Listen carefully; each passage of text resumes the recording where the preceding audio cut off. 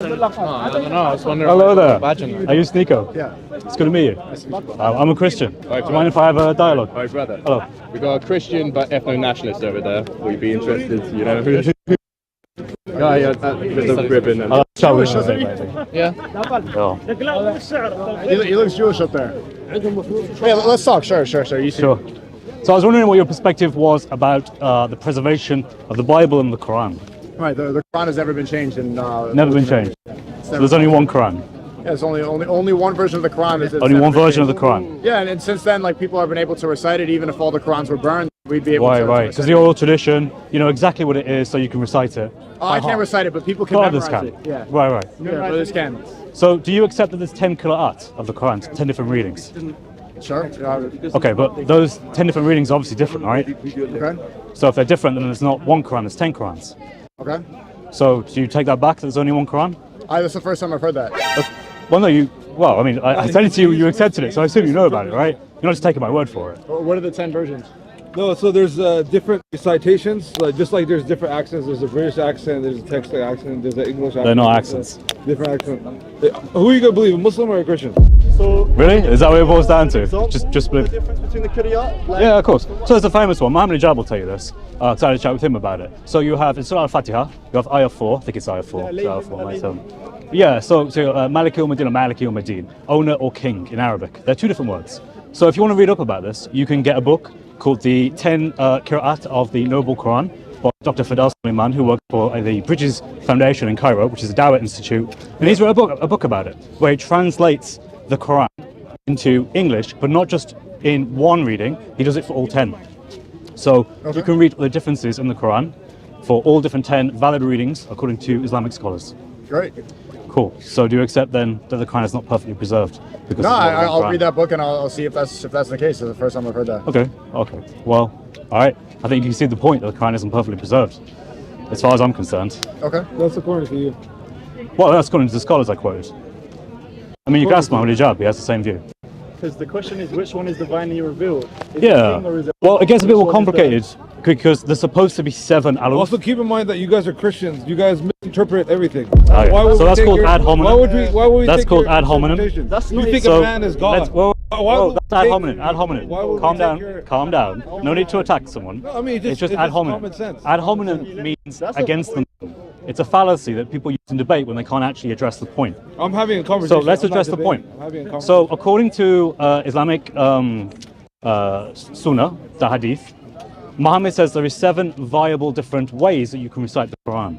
They're called the aruf. I can get the Hadith, it's Sahih al-Bukhari and others as well. So that must mean there are 7 ways of reciting the Quran. But according to your scholars, there's 10. How did that happen? That was the first time I'm hearing that. That's interesting. Yeah. You should look it up. Because what people are saying is that actually, Uthman canonized the Quran. Do you know about that canonization process? No. Okay, so the third caliph. People like that. Yeah, so Uthman put together a committee around 652 time to around 656. And he put together this committee to collect different Quranic materials from different places, because there were reports of people arguing about what the Quran was, because they differed. He then decided to standardize it into one Qurayshi dialect, to one standard reading. And then he burnt all the other Quranic materials and he sent it out to the 5 different cities. So you had Kufa, Sham, Medina, Mecca, and so on. My point is that if there's meant to be 7 readings, where are they? I don't know. Where do you think they are? I think they were destroyed. I think that 6 out of 7 valid readings for your Quran are destroyed and they're not preserved. They are within all the recitation we have today. 6 out of 7 is the majority. It's a vast majority. Who do you think destroyed them? This is my good friend Sam. He's a good guy. Love him. Absolutely love Who do you think destroyed them? Uthman. Why do you They are within. I don't know. We don't know. I mean, it's a scholarly question. We don't actually know what Uthman destroyed. It just says that there were Quranic manuscript material that was destroyed. It was burnt, but they never elaborate on what that was. So in effect, you don't think you're just projecting about how all the is this another ad hominem? Just a Another ad hominem? Okay, so ad hominem. Projecting? That's a Because how all the Bible. Hold on. You don't think you're just projecting? Hold on. Your Got a speaker's corner. That's a two-called You fallacy. don't think you're just projecting your insecurity? Ad hominem. Ad hominem. Brother, Ad hominem. that's a two-called fallacy. Whether it was or was not the case that the Bible was preserved or not. Because that's why I know it's about Christians. You guys just project Hold on, I was still. your insecurities about your Right, religion. you going? onto Muslims. Whoa, you going? He walked off. Right. Quran, and That then was the you say, quickest well, what debate about ever. the Bible? That's fallacious as well. Have you basic I like don't logical know. fallacies? I'm a conversationalist. I don't have debates. Do you want to debate? Do you want to debate? Do you want to I don't debate? know how to debate. I don't know how. You know when? Yeah, because that's what you tried to do Sounds to me bad. as well. You tried to turn it on Don't you to think us you're instead of answering like the questions, number one right? objective? Would you like to debate? No, I don't. No, you don't I'm not. want to I'm just good. I think you have intentions. Of Yeah, I just generally want Muslims to know what scholarship says, and then they can make their own mind up. Yeah, I think that's a good way to approach it. Good. All right, take care. Well, that was a lot shorter than I was expecting. I was expecting something longer than that.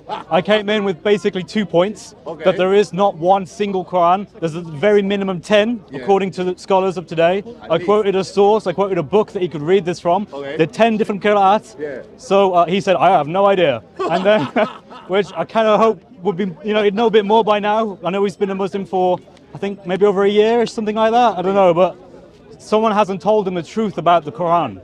He's been told, and he told me straight at the beginning, there is one perfectly preserved Quran. But when I said, actually, here's some evidence to the contrary, it all fell apart, which is a shame, really.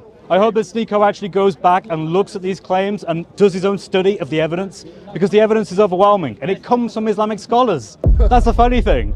I'm quoting him, Islamic scholars, and he's like, well, I don't want to know this, and then he leaves. He walks away, which is a shame. Muslims cannot defend their doctrine of perfect preservation. It is a falsehood. It is evident. And I then brought up the point about the aruf, the fact that there's meant to be 7 acceptable modes of the Quran. Where are they? No one knows where they are. They've gone missing. 6 out of 7 different variants of the Quran have gone, which seems a bit bad to me. But hey, hopefully Sneako can go look that up and find out more for himself. And hopefully this will be the first step into leading him back to Christ. Have a genuine faith with Christ, to have truth with you and not be fighting against truth like the Muslims are today. Sneako, I hope sincerely you do come to Christ. It would be better than succeeding in falsehood that Islam is. So God bless you all. Come to Christ. Have a great day. God bless. Thank you, Iceman.